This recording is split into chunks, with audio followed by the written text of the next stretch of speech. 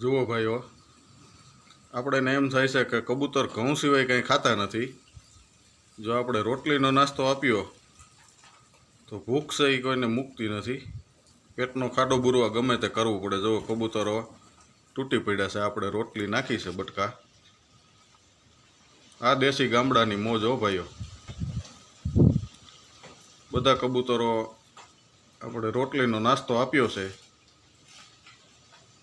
ત્યાં વર્ગી પડ્યા છે.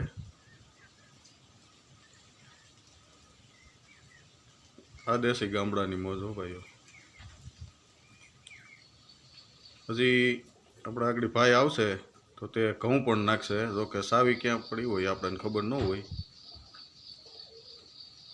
જો એક ધારા ઝાઝા કબૂતરો આવી ગયા છે.